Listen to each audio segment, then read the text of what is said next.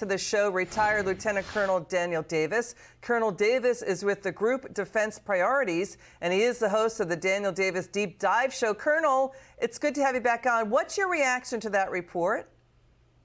Yeah, it is a tough situation. This is, I think, a little bit bigger deal than some people are recognizing because of the implications it has throughout the region and our economy. The problem is, unlike what Senator Cotton said, it's not a simple matter of just taking out a helicopter and some launch sites, because number one, those things are hard to find, as the Saudis found out after years of trying overwhelming firepower to get rid of the Houthis' capabilities, and they never succeeded completely. So the Houthis are threatening today that they would directly attack American interests if we take out their launch sites or attack them. And whether they mean that or whether they don't, we don't know. But we can't, it'd be tough to risk doing that because that could expand the war and have a number of other consequences. Yet you can't do nothing. You can't just allow them to interdict shipping like that. And right now what we're doing with these ships is protecting and shooting down the drones and missiles when they come. But Liz, some of those interceptor missiles are in the multi-million dollars, and some of the drones are like $1,000 a pop. We can't do that long term. So what's the answer then? Because, you know, we don't want anybody injured, you know, by these Houthi attacks. And also reports out of China and the Far East indicate the cost of shipping cargo from China to Europe and to the U.S. from Asia will double. I mean, we got more companies abandoning the Red Sea trade route. They're getting rerouted. So what's the answer? Right. The truth is there's not an easy, obvious answer to go after, because everything you do carries risk. Doing nothing carries risk.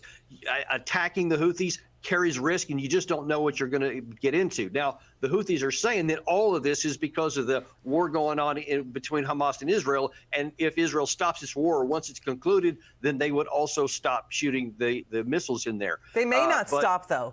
They may not stop. That's true. So the issue is, if you say, we're going to have to start taking them out, that is a course of action you could take, and it may cut it down, but we may end up with more problems on the other side of that, and it's impossible to know this side of that. I mean, you know, the thing is, shipping rates are already up about 70% from November to December. These high prices will be passed along to consumers. Hillary Vaughn just is also saying that. Consumers are already reeling. We've been struggling. America's been struggling from record high inflation. It has been trending down, but compounded, it's up 17.3%, 17.4% under this White House. You could see supply shortages, longer delivery delays. So why did President Biden remove the Houthis as a terror organization from the U.S. terror watch list? Should the president put them back on the list? They're backed by Iran. Yeah. I mean, that may be a course of action. That may be something that we could threaten them with, to just say, hey, this is going to cost you more than what you're getting out of it, because there's a lot of things that come with that designation. Now, at the time he did it, it probably made some sense because we were trying to work with Saudi Arabia to lower tensions over there, and that was fine then. Now it's a new set of conditions, and that might not be a bad course of action to go first before we get into kinetic action. Interesting stuff, Colonel. Let's move to this story. I want to get you updated on what's going on in the Gaza Strip with the war against Hamas and the terrorists there. We've got more on the story that we've been reporting on starting last week and the week before. Colonel, we're seeing more and more people in Gaza. The people of Gaza are publicly and openly slamming and criticizing Hamas terrorists. The Gazans are increasingly blaming Hamas for the suffering and destruction in Gaza.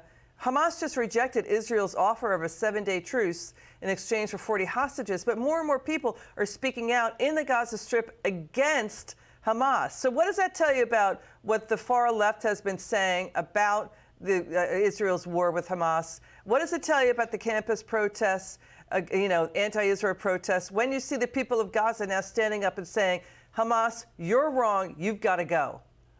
Well, yeah, we also, though, have to look very carefully at what they're actually saying. They are starting to blame Hamas more because they brought this horrific rain of death down on them, but they're also still blaming Israel for launching those bombs. And so the hatred is really growing a lot for them against Israel. So it's not helping in that regard. What they're looking for is to find a different political entity or a different set of leaders within the Palestinian grouping, the people that live there, so that they can try to negotiate some kind of settlement. And that's actually, frankly, something that the Israelis could take advantage of by saying, look, you guys have to find somebody other than Hamas to lead you. And if you can turn against them, and then we can offer you some incentives to actually end this war. That's something that they should pursue, as opposed to just, ignoring all that and blowing up everything. And that's just going to build up more trouble for them in the future. Colonel Davis, thank you so much. Merry Christmas to you. Thanks for joining us.